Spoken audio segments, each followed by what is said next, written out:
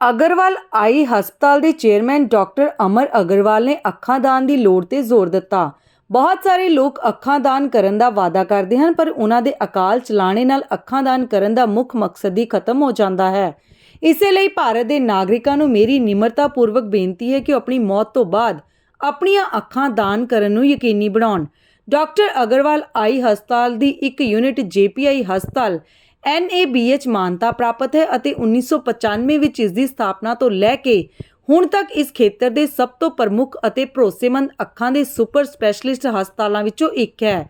JPI ਹਸਪਤਾਲ ਦੇ ਸੰਸਥਾਪਕ ਡਾਕਟਰ ਜਤਿੰਦਰ ਸਿੰਘ ਨੇ ਇਸ ਪਹਿਲ ਕਦਮੀ ਲਈ ਧੰਨਵਾਦ ਪ੍ਰਗਟ ਕਰਦੇ ਹੋਏ ਕਿਹਾ ਹੈ ਕਿ ਸਾਡਾ ਮੁੱਖ ਉਦੇਸ਼ ਵਿਸ਼ਵ ਵਿਆਪੀ ਅੰਨ੍ਹੇਪਣ ਦੀ ਰੋਕਥਾਮ ਅਤੇ ਇਲਾਜ ਹੈ। ਚੈਰੀਟੇਬਲ ਫਰੰਟ ਤੇ ਅਸੀਂ ਪੰਜਾਬ, ਹਰਿਆਣਾ, ਚੰਡੀਗੜ੍ਹ, ਹਿਮਾਚਲ ਪ੍ਰਦੇਸ਼, ਉੱਤਰਾਖੰਡ ਅਤੇ ਮੱਧ ਪ੍ਰਦੇਸ਼ ਦੇ ਖੇਤਰ ਵਿੱਚ 850 ਤੋਂ ਵੱਧ ਅੱਖਾਂ ਦੇ ਮੁਫਤ ਆਪਰੇਸ਼ਨ ਕੈਂਪ ਲਗਾਏ ਹਨ, ਜਿਸ ਵਿੱਚ 3 ਲੱਖ ਤੋਂ ਵੱਧ ਲੋਕਾਂ ਦੀ ਮੁਫਤ ਜਾਂਚ ਕੀਤੀ ਗਈ। 1,50,000 ਤੋਂ ਵੱਧ ਐਨਕਾਂ ਮੁਫਤ ਵੰਡੀਆਂ ਗਈਆਂ। ਦੀ ਲਾਗਤ ਅਤੇ ਲੈਂਜ਼ ਲਗਾਉਣ ਦੇ ਨਾਲ ਅੱਖਾਂ ਦੇ 90,000 ਤੋਂ ਵੱਧ ਮੁਫਤ ਸਫਲ ਆਪਰੇਸ਼ਨ ਵੀ ਕਰਵਾਏ ਗਏ। ਸਭ ਤੋਂ ਪਹਿਲਾਂ ਤਾਂ ਮੈਂ ਜਿੰਨੇ ਵੀ ਸਾਡੇ ਮੁੱਖ ਮਹਿਮਾਨ ਬੜੇ ਉੱਘੀਆਂ ਹਸਤੀਆਂ ਸਾਡੇ ਵਿੱਚ ਹਾਜ਼ਰ ਹੋਈਆਂ ਹਨ, ਮਿਸਿਸ ਸੋਨੀਆ ਮਾਨ, ਸ਼੍ਰੀ ਜੈਰਾਮ ਜੈਰਾ ਜੀ ਔਰ ਮੈਡਮ ਗੁਰਵਿੰਦਰ ਕੌਰ ਜੀ। ਸੋ ਮੈਂ ਇਹਨਾਂ ਦਾ ਇੱਥੇ ਆਉਣ 'ਤੇ ਇਸ ਫੰਕਸ਼ਨ ਦੇ ਵਿੱਚ ਮੈਂ ਬਹੁਤ ਬਹੁਤ ਸ਼ੁਕਰੀਆ ਕਰਦਾ। ਔਰ ਇਹਨਾਂ ਨੇ ਜੋ ਮਿਸਟਰ ਜੈਰਾ JS ਜੈਰਾ ਜੀ ਹੈ, ਦੇ ਪ੍ਰਿੰਸੀਪਲ ਹੈ ਬ੍ਰਾਈਟ ਸਕੂਲ ਦੇ, ਔਰ ਆਪ ਵੀ ਉਸੇ ਤਰ੍ਹਾਂ ਹੀ ਇਜ਼ ਅ ਫਿਜ਼ੀਕਲੀ ਚੈਲੰਜ। ਔਰ ਇਹਨਾਂ ਨੇ ਜਦੋਂ ਇਹਨਾਂ ਨੂੰ ਦੱਸਿਆ ਕਿ ਅਸੀਂ ਇੱਕ ਆਪਣਾ ਫੰਕਸ਼ਨ ਕਰਨਾ ਚਾਹੁੰਦੇ ਹਾਂ, ਇੱਕ ਆਈ ਡੋਨੇਸ਼ਨ ਦਾ ਅਸੀਂ ਅਵੇਅਰਨੈਸ ਪੈਦਾ ਕਰਨਾ ਚਾਹੁੰਦੇ ਹਾਂ, ਤਾਂ ਇਹਨਾਂ ਨੇ ਬੜੇ ਹੱਸ ਕੇ ਕਿਹਾ ਔਰ ਬੜੇ ਸਿਰ ਮੱਥੇ ਤੇ ਖਿੜੇ ਮੱਥੇ ਨਾਲ ਸਾਨੂੰ ਕਿਹਾ ਕਿ ਇਹ ਜ਼ਰੂਰ ਕਰੋ ਜੀ, ਔਰ ਮੇਰੀ ਤੁਹਾਨੂੰ ਸਾਰੀ ਸਪੋਰਟ ਹੋਏਗੀ, ਮੈਂ ਆਵਾਂਗਾ।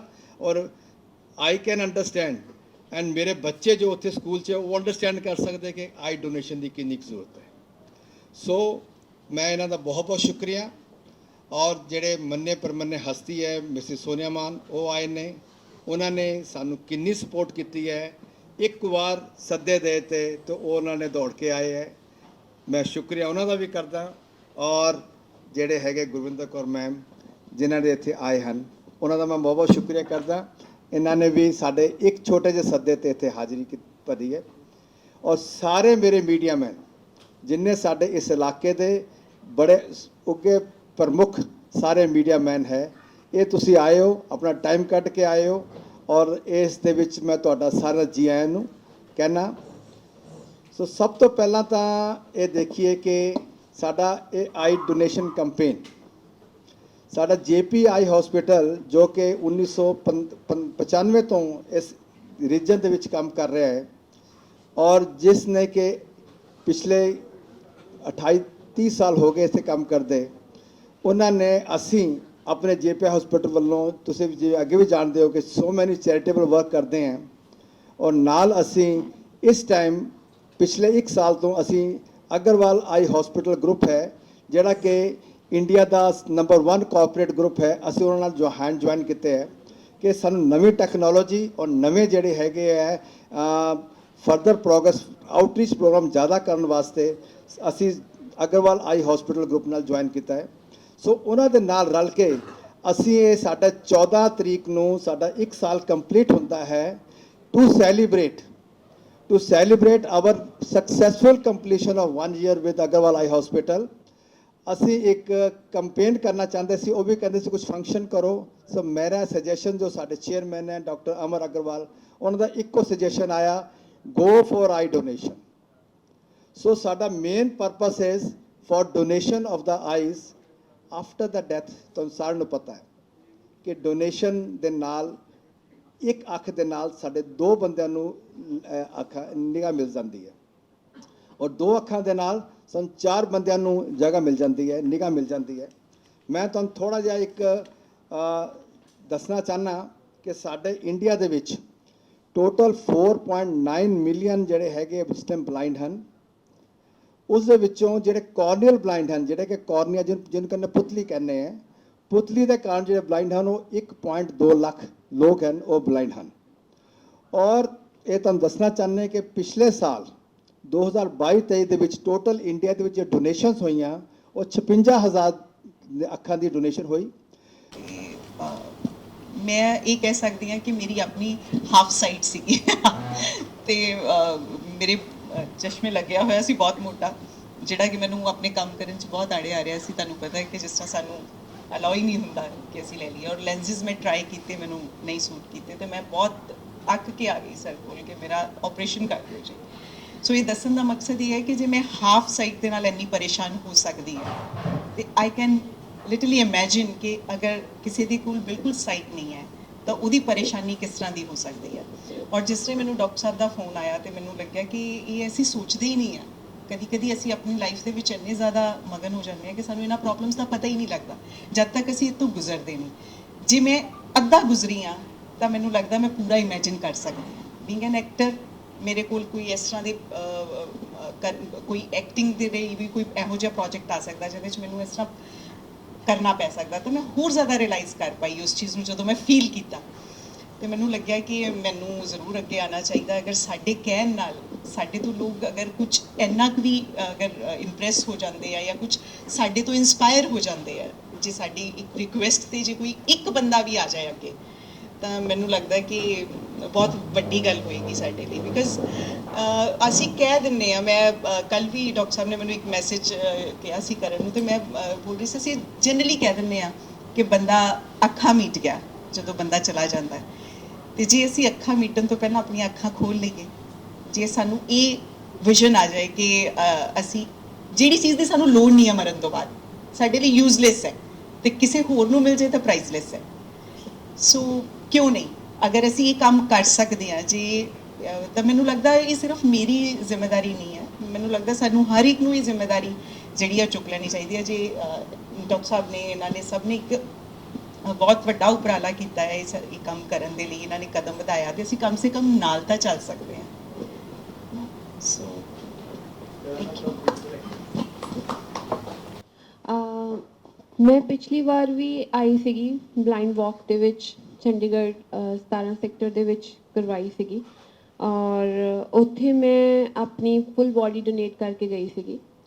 ਔਰ ਉੱਥੇ ਡਾਕਟਰ ਸਾਹਿਬ ਉਹਨਾਂ ਨੇ ਫਾਰਮਸ ਦਿੱਤੇ ਸੀਗੇ ਜਿਹਦੇ ਵਿੱਚ ਆਈ ਡੋਨੇਟ ਤੇ ਕਰਨੀ ਸੀਗੀ, ਨਾਲ ਤੁਹਾਨੂੰ ਆਪਣੀ ਆਪਸ਼ਨ ਸੀਗਾ ਕਿ ਤੁਸੀਂ ਆਪਣੀ ਫੁੱਲ ਬੋਡੀ ਵੀ ਡੋਨੇਟ ਕਰ ਸਕਦੇ ਹੋ। ਤੇ ਮੈਨੂੰ ਇਹ ਲੱਗਦਾ ਸੀਗਾ ਕਿ ਫੁੱਲ ਬੋਡੀ ਹੀ ਡੋਨੇਟ ਕਰ ਦੇਣੀ ਚਾਹੀਦੀ ਹੈ, ਕਿਉਂਕਿ ਮਰਨ ਤੋਂ ਬਾਅਦ ਤੇ ਇਸ ਬੋਡੀ ਦਾ ਕੀ ਕੰਮ ਹੈ। ਜੇ ਕਿਸੇ ਦੇ ਕੰਮ ਆ ਜੇ ਤੇ ਚੰਗੀ ਗੱਲ ਹੈ, ਕਿਉਂਕਿ ਅਸੀਂ ਦੇਖਦੇ ਹਾਂ, ਵੇਖੋ ਅੱਜ ਰੋਜ਼ਾਨਾ ਦੀ ਜ਼ਿੰਦਗੀ ਦੇ ਵਿੱਚ ਅਸੀਂ ਅੱਖਾਂ ਖੋਲ੍ਹ ਕੇ ਵੀ ਸਹੀ ਡਿਸੀਜਨ ਨਹੀਂ ਲੈ ਪਾਉਂਦੇ। ਸਹੀ ਜਾਂ ਗਲਤ ਦੇ ਵਿੱਚ ਅਸੀਂ ਫੈਸਲਾ ਲੈਣ ਲੱਗਿਆਂ ਕਿੰਨੀ ਵਾਰੀ ਸੋਚਦੇ ਹਾਂ, ਬਟ ਕਈ ਲੋਕੀ ਜਿਨ੍ਹਾਂ ਦੀਆਂ ਅੱਖਾਂ ਨਹੀਂ ਹੁੰਦੀਆਂ, ਉਹਨਾਂ ਦੀ ਤੀਸਰੀ ਅੱਖ ਹੁੰਦੀ ਹੈ, ਉਹਨਾਂ ਦੀ ਦਿਲ ਦੀ ਅੱਖ, ਜਿਹੜੀ ਪਰਮਾਤਮਾ ਦੇ ਬਹੁਤ ਨੇੜੇ ਹੁੰਦੀ ਹੈ। ਔਰ ਸਾਡੇ ਗੁਰੂ ਸਾਹਿਬ ਨੇ ਵੀ ਅੱਖਾਂ ਬੰਦ ਕਰਕੇ ਹੀ ਪਰਮਾਤਮਾ ਨੂੰ ਪਾ ਲਿਆ ਸੀਗਾ। ਸੋ ਮੈਨੂੰ ਲੱਗਦਾ ਇਹੋ ਜਿਹੇ ਲੋਕਾਂ ਦੀ ਸਾਨੂੰ ਮਦਦ ਕਰਨੀ ਚਾਹੀਦੀ ਹੈ, ਔਰ ਜਿਹੜੀਆਂ ਆਪਣੀਆਂ ਅੱਖਾਂ ਨੇ ਮਰਨ ਤੋਂ ਬਾਅਦ ਇਹਨਾਂ ਨੂੰ ਡੋਨੇਟ ਕਰਨੀਆਂ ਚਾਹੀਦੀਆਂ ਨੇ। ਔਰ ਬਾਕੀ ਤੇ ਅਸੀਂ ਡਾਕਟਰ ਸਾਹਿਬ ਜਿੱਥੇ ਸਾਨੂੰ ਸੱਦਣਗੇ, ਅਸੀਂ ਹਮੇਸ਼ਾ ਇਸ ਇਨੀਸ਼ੀਏਟਿਵ ਵਾਸਤੇ ਅੱਗੇ ਆ ਕੇ ਇਹਨਾਂ ਦੀ ਹੈਲਪ ਕਰਾਂਗੇ। ਔਰ ਸਾਡੀ ਮਾਈ ਭਾਗੋ ਚੈਰਿਟੀ ਦੇ ਥਰੂ ਵੀ ਅਸੀਂ ਹੈਲਥ ਮੇਲਾ ਵੀ ਕਰਵਾ ਰਹੇ ਹਾਂ, ਫਾਰਮਰ ਹੈਲਥ ਮੇਲਾ। ਉੱਥੇ ਵੀ ਡਾਕਟਰ ਸਾਹਿਬ ਨੂੰ ਕਹਾਂਗੇ ਕਿ ਤੁਸੀਂ ਜ਼ਰੂਰ ਆ ਕੇ ਆਪਣਾ ਅੱਖਾਂ ਦਾ ਕੈਂਪ ਲਾਓ, ਬਿਕਾਜ਼ ਅਸੀਂ ਕੈਂਸਰ ਦੇ ਰਿਲੇਟਡ ਵੀ ਉੱਥੇ ਅਵੇਅਰ ਕਰਾਂਗੇ। ਔਰ ਫਾਰਮਰਸ ਦੀ ਜਿਹੜੀ ਫਿਜ਼ੀਕਲ ਹੈਲਥ ਆ, ਭਾਵੇਂ ਉਹ ਔਰ ਭਾਵੇਂ ਜ਼ਮੀਨੀ ਪੱਧਰ ਦੀ ਹੈਲਥ ਆ, ਅਸੀਂ ਉਹਦਾ ਬਹੁਤ ਛੇਤੀ ਇੱਕ ਵੱਡਾ ਫਾਰਮ ਮੇਲਾ ਕਰਵਾਵਾਂਗੇ। ਸੋ ਮੈਂ ਇਹੀ ਕਹਿਣਾ ਚਾਹੂੰਗੀ ਕਿ ਸਾਰਿਆਂ ਨੂੰ ਆਪਣੀਆਂ ਅੱਖਾਂ ਡੋਨੇਟ ਕਰਨੀਆਂ ਚਾਹੀਦੀਆਂ ਹੈ, ਔਰ ਸਾਰਿਆਂ ਨੂੰ ਅੱਗੇ ਆ ਕੇ ਇਸ ਇਨੀਸ਼ੀਏਟਿਵ ਨੂੰ ਜੁਆਇਨ ਕਰਨਾ ਚਾਹੀਦਾ ਹੈ। Thank you. Very good evening. माना कि अंधेरा घना है मगर दिया जलाना कहाँ मना है। माना कि अंधेरा घना है मगर दिया जलाना कहाँ मना है। जिंदगी लगाओ किसी के लिए, एक प्यार का हाथ बढ़ाओ किसी के लिए, घर में आपके उजाला हो जाएगा, एक दिया तो जलाओ किसी के लिए। I am a visually impaired person, जैसे मैडम ने कहा है कि मैं स्वयं दृष्टिहीन व्यक्ति हूँ। The wearer knows where the shoe pinches, क्योंकि हमारे पास दृष्टि नहीं है लेकिन दृष्टिकोण है। हमारे पास तन की आंखें नहीं है लेकिन मन की आंखें हैं। हमारे पास में नजर नहीं है लेकिन नजरिया है। नजर का तो इलाज हो सकता है लेकिन नजरिया का नहीं। तो डॉक्टर साहब का जो ये प्रयास है और आप जो मीडिया के अच्छे अच्छे लोग आ रखे हैं, मैंने अपनी आंखों को प्लेज किया है। Being a visually impaired person, मेरी जो कॉर्निया है वो ठीक है, भले मेरा रेटिना नहीं काम कर रहा है, और मेरे पास में 180 ब्लाइंड बच्चे हैं। तो हम यही कहते हैं कि जीते जी रक्तदान, मरणों उपरांत नेत्रदान। कई प्रकार के दान होते हैं, कन्यादान है, भूमिदान है, विद्यादान है, रक्तदान है, लेकिन जो नेत्रदान है ये मरने के बाद में होता है। तो क्यों नहीं, जो बॉडी जो पेरिशेबल है, यदि 2 आंखें दान करके 4 लोगों को रोशनी मिल सकती है, तो we can contribute to eradicate blindness from our country. Generally we import from Sri Lanka. If Sri Lanka can do this thing, why not India? India is a Vishwa Guru. So I think with your support, with your media coverage, you can sensitize general public to come forward for this mission. मिले जो कड़ी कड़ी एक जंजीर बनी, प्यार के रंग बनो जिंदा तस्वीर बनी। क्योंकि अब लोग अंगदान के लिए आ रहे हैं, तो नेत्रदान तो बहुत छोटी सी बात है। तो आपके माध्यम से, जैसे डॉक्टर साहब ने कहा है कि भाई ये यदि ये आंखों को किसी को लग जाए तो उनके, और लोगों का जो दृष्टिकोण है, क्योंकि हम बोलते हैं कि सोच को बदलो तो सितारे बदल जाएंगे, नजर को बदलो तो नजारे बदल जाएंगे। किस्ती को बदलने की जरूरत नहीं है, दिशाओं को बदलो तो किनारे बदल जाएंगे। जो भ्रांतियां हैं, जैसे लोग देखो कई प्रकार के हार्ट उसके सर्जरी करते हैं, तो इस पर यदि आंखें दान दे दी जाए तो अगले बार कोई आदमी ब्लाइंड नहीं पैदा होगा। ये लोगों का थोड़ा सा मिसकंसेप्शन है। तो you all can join together to eradicate all this misconception and make it a mass movement so that everybody can gain sight and lead a life. क्योंकि आदमी जो मरने वाला है वो उसके बाद भी अमर हो जाएगा। Thank you all of you. मैं जेपी हॉस्पिटल वालों मिस्टर बल ईएसपी मोहाली का स्वागत करना, डॉक्टर जेपी ਨੂੰ ਰਿਕੁਐਸਟ ਕਰਦਾ sir please. Thank you sir.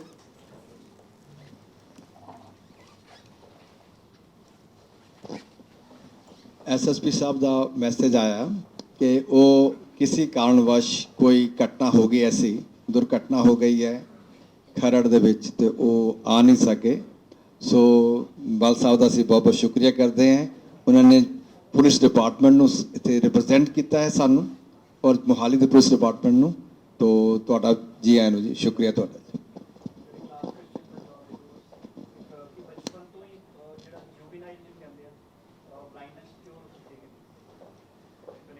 हाँ जी, हेलो हाँ जी, जो ब्लाइंडनेस है, बचपन की ब्लाइंडनेस, बचपन की जो ब्लाइंडनेस है, अगर तो ब्लाइंडनेस कॉर्निया करके है तो वो ठीक हो जाती है, केराटोप्लास्टी। अगर ब्लाइंडनेस रेटिना करके है या ऑप्टिक नर्व करके है, अगर रेटिनल डिसीज है, कोई रेटिनल प्रॉब्लम है और जो क्योरेबल है तो वो हो सकती है। पर अगर जे ऑप्टिक नर्व या कई बारी जुवेनाइल ग्लूकोमा होता है तो उन्होंने जी प्रॉब्लम है वो ठीक नहीं हो सकती। दूसरी चीज़ है कि बहुत बच्चे जेडे बच्चे कि प्री मैच्योर हो जाते, प्री मैच्योर बच्चों के कई बार उन्होंने ऑक्सीजन इनक्यूबेटर च रखना पैंदा। सो उस इनक्यूबेटर दे विच अगर जे बच्चे रहते हैं तो उन्होंने एक डिसीज़ होंगी जिन्होंने ROP कहते हैं, रेटिनोपैथी ऑफ प्री मैच्योरिटी। अगर उसका इलाज टाइम से नहीं किया गया, उन्हें एग्जामिन टाइम से नहीं किया गया तो वो परमानेंट ब्लाइंडनेस प्रोड्यूस कर देंगे।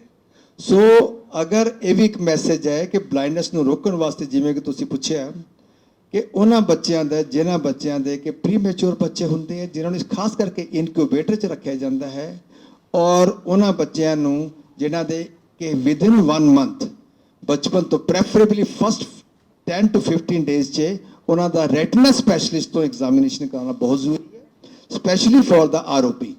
और अगर उन्होंने कोई डिसीज़ है तो उन्हों का लेजर ट्रीटमेंट या surgical treatment which ever is required वो करवाना जरूरी है।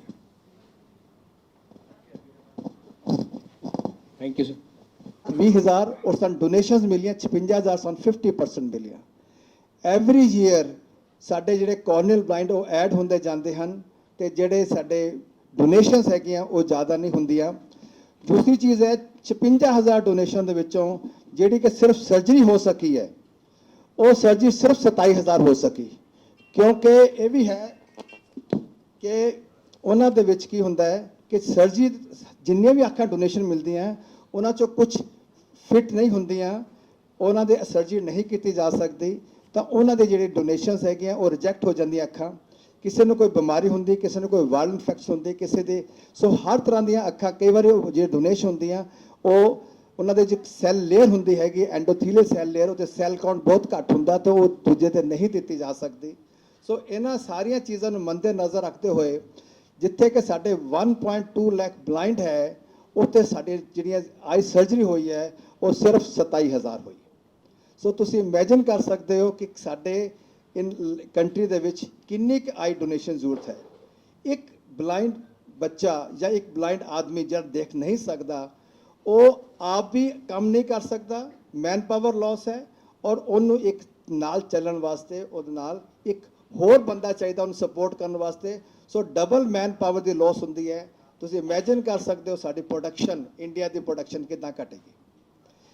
ਇਸੇ ਚੀਜ਼ ਨੂੰ ਅਸੀਂ ਮੰਦੇ ਨਜ਼ਰ ਰੱਖਦੇ ਹੋਏ ਪਿਛਲੇ ਦਿਨਾਂ ਦੇ ਵਿੱਚ ਜਿਵੇਂ ਤੁਹਾਨੂੰ ਪਤਾ ਹੋਏਗਾ ਕਿ ਐਡਮਿਨਿਸਟ੍ਰੇਸ਼ਨ, ਡਿਸਟ੍ਰਿਕਟ ਐਡਮਿਨਿਸਟ੍ਰੇਸ਼ਨ ਨੇ ਸਾਨੂੰ ਇੱਕ ਪ੍ਰੋਜੈਕਟ ਦਿੱਤਾ ਸੀ ਕਿ ਜਿੰਨੇ ਵੀ ਗਵਰਨਮੈਂਟ ਸਕੂਲਸ ਹੈ, ਪ੍ਰਾਇਮਰੀ ਸਕੂਲਸ ਹੈਗੇ ਹੈ ਜਾਂ ਗਵਰਨਮੈਂਟ ਸਕੂਲਸ ਹੈ ਜਿਨ੍ਹਾਂ ਦੇ ਕਿ ਬੱਚੇ ਬਹੁਤ ਪੂਅਰ ਹੈ, ਉਹਨਾਂ ਦੇ ਬੱਚਿਆਂ ਨੂੰ ਉਹ ਕੀਤਾ ਜਾਵੇ, ਐਨਕਾਂ ਚੈੱਕ ਕਰਕੇ ਐਨਕਾਂ ਦਿੱਤੀਆਂ ਜਾਣ।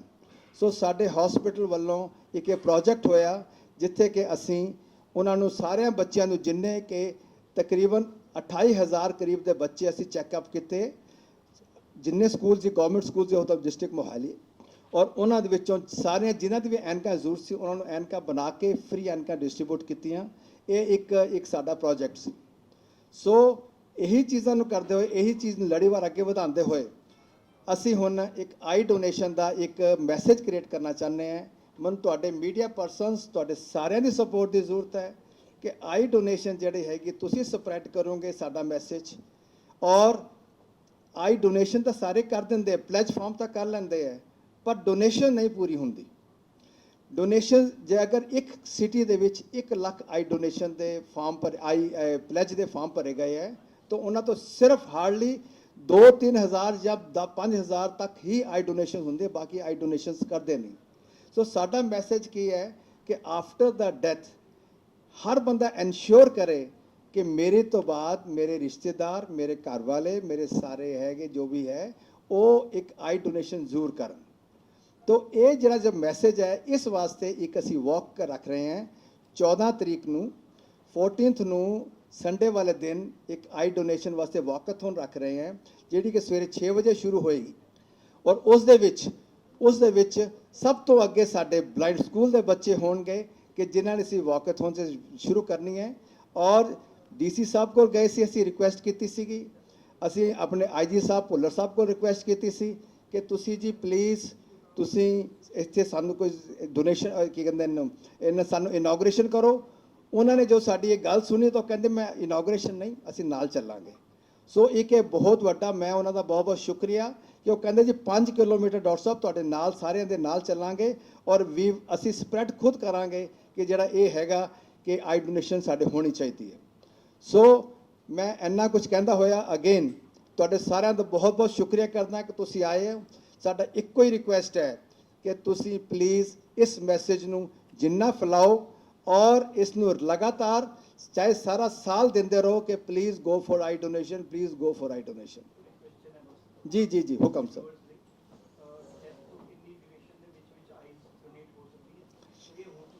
हाँ जी, ਡੈਥ ਤੋਂ ਬਾਅਦ ਅਗਰ ਤਾਂ ਮੌਸਮ ਹੈਗਾ ਉਹਦੇ ਵਿੱਚ ਇੱਕ ਮੈਸੇਜ ਦੇਣਾ ਚਾਹਾਂਗੇ।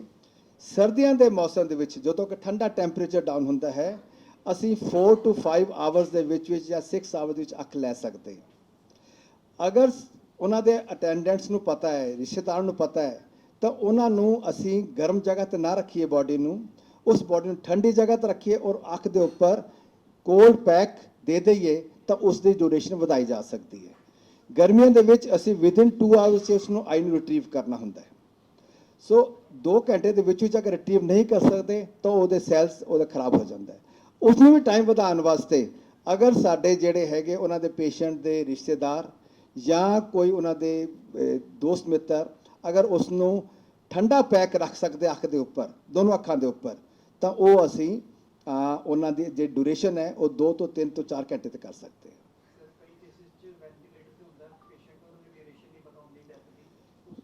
ਵੈਂਟੀਲੇਟਰ ਤੇ ਜਦੋਂ ਹੁੰਦਾ ਹੈ ਪੇਸ਼ੈਂਟ ਨੂੰ ਆਕਸੀਜਨ ਮਿਲ ਰਹੀ ਹੈ, ਉਹ ਨਾਰਮਲੀ ਹਸਪੀਟਲ ਦੇ ਵਿੱਚ ਹੁੰਦਾ ਹੈ, ਉਹਦੀਆਂ ਅੱਖਾਂ ਜਿਹੜੀਆਂ ਹੈਗੀਆਂ ਉਹ ਠੀਕ ਰਹਿੰਦੀਆਂ।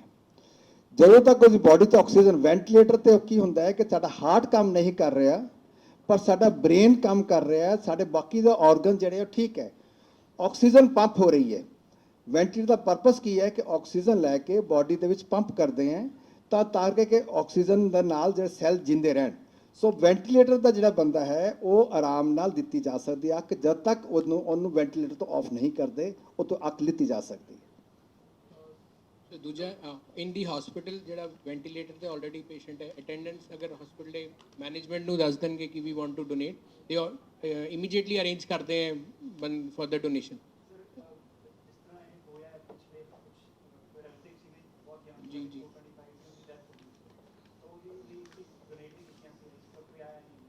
ਇੱਥੇ ਕਿਹੜੀ ਜਗ੍ਹਾ ਕੀਤੀਆਂ ਸੀ ਜੀ? ਕਿੱਥੇ ਕਿਹੜੀ ਜਗ੍ਹਾ ਕੀਤੀਆਂ ਸੀ? ਚੁਣੇ ਲਓ। ਇਸ ਤਰ੍ਹਾਂ ਹੁੰਦਾ ਹੈ ਕਈ ਵਾਰੀ ਕੋਈ ਡਿਸੀਜ਼ ਹੁੰਦੀਆਂ, ਵਾਇਰਲ ਇਨਫੈਕਸ਼ਨਸ ਹੁੰਦੀਆਂ, ਇਨਫੈਕਸ਼ੀਅਸ ਡਿਸੀਜ਼ਸ ਹੁੰਦੀਆਂ, ਕਾਰਸੀਨੋਮਾ ਦੇ ਪੇਸ਼ੈਂਟਸ ਹੁੰਦੇ ਆ, ਹੈਪੇਟਾਈਟਸ ਦੇ ਪੇਸ਼ੈਂਟਸ ਉਹਨਾਂ ਨੂੰ ਰਿਜੈਕਟ ਕਰਦੇ, ਉਹਨਾਂ ਨੂੰ ਦਿੰਦੇ ਨੇ। ਜੇ ਐਕਸੀਡੈਂਟ ਕੇਸ ਹੈਗਾ ਔਰ ਅੱਖਾਂ ਠੀਕ ਹੈ ਤਾਂ ਉਹਨੂੰ ਜਿਸ ਜਗ੍ਹਾ ਤੇ ਉਹਨਾਂ ਨੂੰ ਉੱਥੇ ਤੁਸੀਂ ਇਨਫੋਰਮ ਕੀਤਾ ਹੈ, ਹੁਣ ਕੀ ਹੈ ਕਿ ਇੱਕ ਆਈ ਬੈਂਕ ਹੁੰਦੇ ਹੈ, ਇੱਕ ਹੁੰਦਾ ਆਈ ਟ੍ਰਾਂਸਪਲਾਂਟੇਸ਼ਨ ਸੈਂਟਰ। ਅਗਰ ਤੁਸੀਂ ਪ੍ਰੋਪਰ ਜਗ੍ਹਾ ਤੇ ਆਈ ਬੈਂਕ, ਜਿੱਥੇ ਆਈ ਬੈਂਕ ਹੈ, ਉਹਨਾਂ ਨੂੰ ਅਗਰ ਇਨਫੋਰਮ ਕਰਾਂਗੇ ਤਾਂ ਅੱਖ ਹਮੇਸ਼ਾ ਹੀ ਪ੍ਰੋਪਰ ਰਿਟਰੀਵ ਹੋ ਜਾਂਦੀ ਹੈ। ਅਗਰ ਆਈ ਬੈਂਕ ਦੀ ਜਗ੍ਹਾ ਤੇ ਤੁਸੀਂ ਹੋਰ ਕਿਸੇ ਜਗ੍ਹਾ ਤੇ ਤੁਸੀਂ ਕਹਿਤਾ ਹੈਗਾ, ਇਨਫੋਰਮ ਕੀਤਾ ਔਰ ਆਈ ਬੈਂਕ ਕੋਲ ਇਨਫੋਰਮੇਸ਼ਨ ਨਹੀਂ ਮਿਲੀ, ਤਾਂ ਉਹ ਰਿਟਰੀਵ ਜਿਹੜੀ ਹੈਗੀ ਹੈ ਉਹ ਆਈ ਬੈਂਕ ਵਾਲੇ ਨਹੀਂ ਕਰਦੇ। ਆਈ ਬੈਂਕ ਵਾਸਤੇ ਆਰਗਨ ਡੋਨੇਸ਼ਨ ਵਾਸਤੇ ਇੱਕ ਸਪੈਸ਼ਲ ਉਹਦੇ ਵਾਸਤੇ ਇੱਕ authority from the government of India, from the DRME office ਤੋਂ, ਇਹ ਤਾਂ ਹੈਲਥ ਗਵਰਨਮੈਂਟ ਡਿਪਾਰਟਮੈਂਟ ਤੋਂ ਲੈਣੀ ਪੈਂਦੀ ਹੈ ਕਿ ਜਿਹੜਾ ਨੂੰ ਆਥੋਰਾਈਜ਼ ਕਰਦੇ ਹੈ, ਅਪਰੂਵਡ ਸੈਂਟਰ ਹੁੰਦਾ ਹੈ ਫॉर ਰਿਟਰੀਵਿੰਗ ਦਾ ਆਈਜ਼। ਅਗੇਨ ਦਿਸ ਪੁਆਇੰਟ ਤੇ ਹੋਰ ਸਟ੍ਰੈਸ ਕਰਨ ਲਈ ਕਿ we need to promote the eye donation so that ਇਹ ਸੈਂਟਰ ਵੀ ਹੋਰ ਆਣ, ਗਵਰਨਮੈਂਟ ਵੱਲੋਂ ਹੋਰ ਸੈਂਟਰਾਂ ਨੂੰ ਆਥੋਰਾਈਜੇਸ਼ਨ ਮਿਲੇ ਔਰ ਜ਼ਿਆਦਾ ਫੈਸਿਲਿਟੀ ਹੋਵੇ। ਬਿਕੋਜ਼ ਹਲੇ ਇਨ Mohali Punjab there are very few centres we can actually retrieve the eye, ਇਹ ਫੈਸਿਲਿਟੀ ਜ਼ਿਆਦਾ ਹੈ ਨਹੀਂ। Government hospitals generally have a center because they have that is my point. We have to stress upon, then media people can help us to support that. Let's press on the government together. We also keep on sending the proposals that we need to increase more of donations by increasing the facilities for donation also. The more donation centers you can more give the facility to donate, and the retrieving time can be less, because a patient who, for example, is in Mohali, if the person is coming from Chandigarh or somewhere else, or a longer duration, or the patient is Morinda or somewhere else, it takes a lot of time to go visit and retrieve the eye, so the time gap is a little high. ਤਾਂ ਕਰਕੇ we always say ki let's make more centers. We always keep on, because it is not cannot be only our support, we need everybody to support us.